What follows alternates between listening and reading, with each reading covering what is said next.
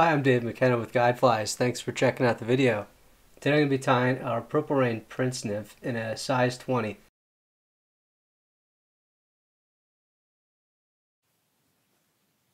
So for our hardware, we have a 2mm tungsten black nickel beadhead, and we're putting that on a Firehole 315 Nymph stonefly hook.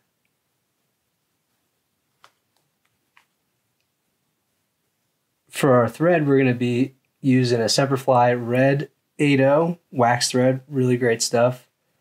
Our tail is going to be some Semperfli Inferno red 3-tone biot that's got a red, orange, and yellow tone to it. Our wing is going to be a Semperfli fluorescent white biot. Our rib is going to be a fine wire. We're going with the silver for this. That's also from Semperfli. You might notice a trend here. I really like their stuff. The body on this fly is going to be some Semperfli straggle string in purple. And our collar is going to be a little bit of UV purple ice dub. Now when you're tying really small flies and using synthetic dubs like ice dub, it can be tricky to get a tight dubbing noodle. So I'll use a little Overton's Wonder Wax here just to keep a real nice little tight profile. The other thing I want to mention is using really good sharp scissors when you're tying small flies. When you start cutting away around size 18s or 20s, it can be tricky to get nice flush cuts. So I'm just starting that thread here right behind the beadhead and getting a nice thread base going down the bend of the hook. We want to give those materials something to dig into when we're tying them down so not spinning around that little hook.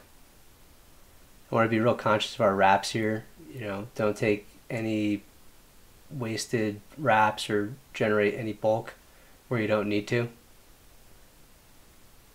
So I'm just measuring up a thin pair of biots here. And I'm going to trim them down together and line those up so that I can match them up nice here. And what I'm going to do is measure them so that they're about the length of the fly from the back of the beadhead to the bend in the shank there. And I'm going to give them a couple loose wraps just to lay them down where I want them and get their length and proportion set.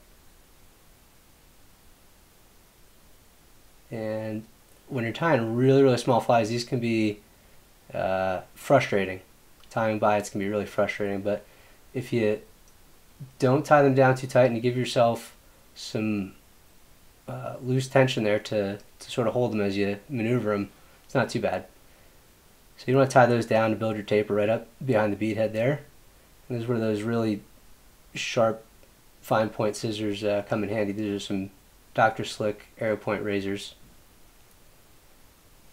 Now we're going to tie in our wire, and I'm using a real fine one for this. Yeah, you can use any color you want here, but I'm going with the silver Semperfli wire and a fine. It's a 1mm. And starting that behind the bead on top of the hook shank, and then just working it down on the side to help build a little profile in the fly. Work my way back up to the front, and I'm going to tie in about an inch and a half of this purple straggle string. This stuff is really nice for tying small bugs. You can match the colors to just about any insect. They've got a great selection. And you can tie it down as buggy or as tight as you want. So it does work pretty good for these really tiny flies. So it's going to take touching turns. You can comb this stuff out if you want with a little bottle brush when you're doing bug ear patterns or tying this on a bigger hook size.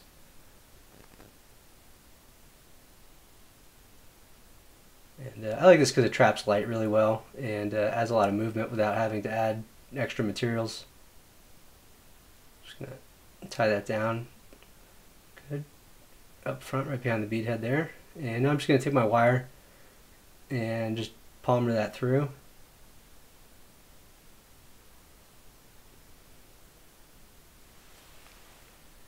Gonna give about five wraps of that, and I'll tie that in behind the bead again. A couple good turns and just helicopter that off.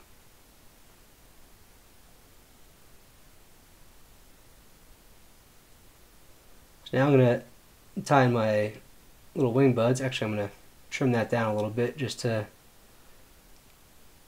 kind of give it some proportion. That stuff is great for tying scuds where you want a million little legs all over the place, but I'm just going to take that white inferno by it and overlap those again, kind of like how I did the tails. And I'm going to tie those in so that they're just reaching to the back of the fly. And we give those 2 loose wraps, a good tight securing wrap, and then secure them up in front of the bead. Give those a good snip. You can see my scissors need a little oil on this lens.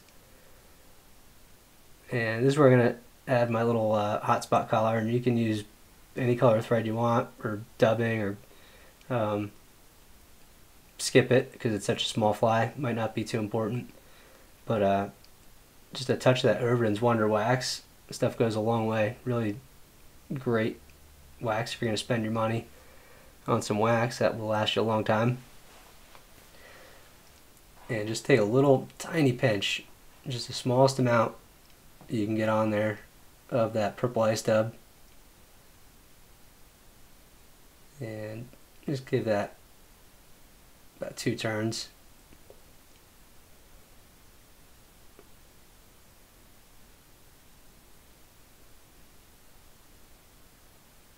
I don't even know if this fly needs the ice dub, to be honest, but it gives it some contrast and probably doesn't hurt in the winter. So I'm just going to use that red thread there for a little hotspot collar. And usually I'll put a little Zappa gap right on my thread here before I whip finish. Oop.